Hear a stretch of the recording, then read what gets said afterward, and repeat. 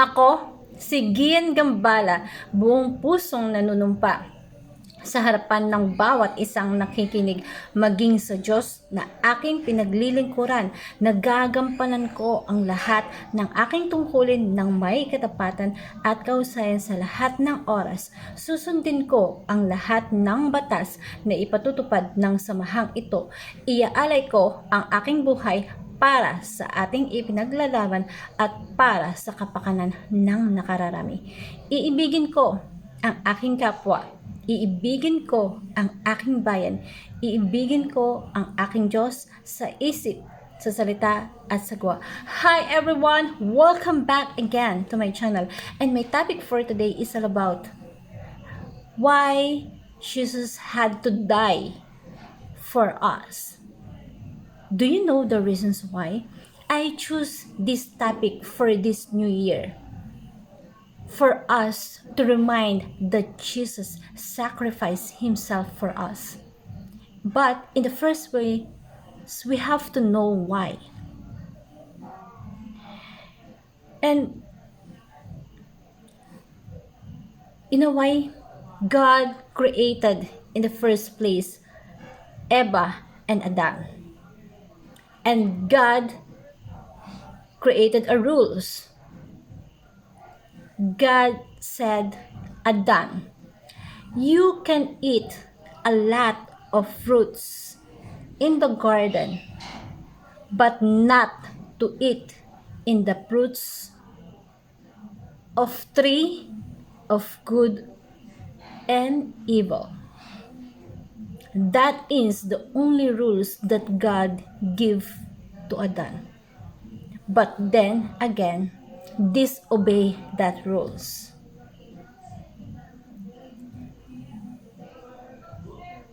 And God told to Adam that when you eat that fruit, you will surely die.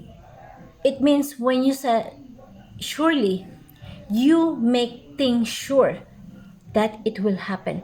That's why God makes things sure that anyone that disobey eating the fruits coming from the tree of good and evil will surely die. That's why Adam died. And the sin existed. That's why Jesus Christ sacrificed his life for that sin.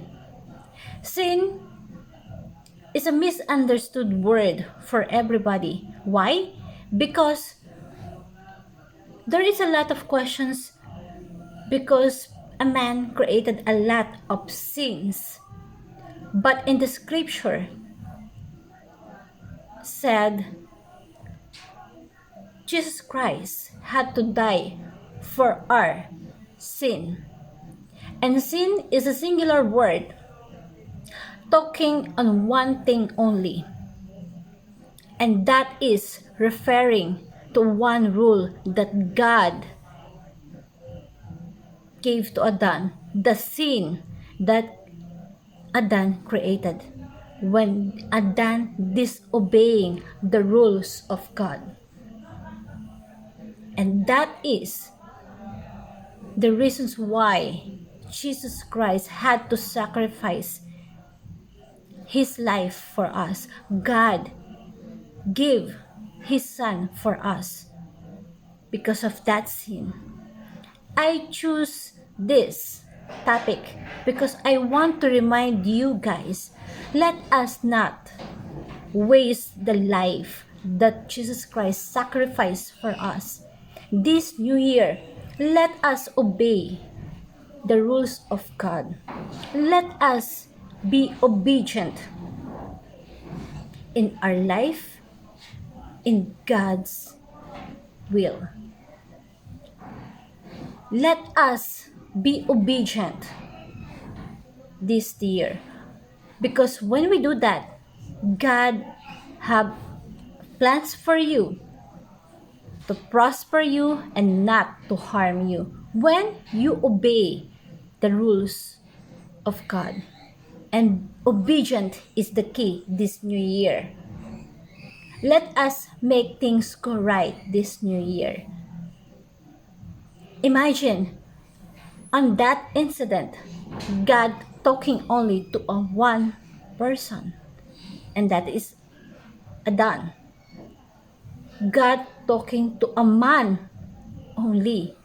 There's no Satan, there's no demon, there's no evil, there's no darkness existed at that moment. Only God talking to a man. So in our life, Satan, demon, evil, darkness existed when we disobey God. That's why we have to fear this new year. We have to stand still, being obedient in our life. Because when we do that, when we follow God, everything will be okay.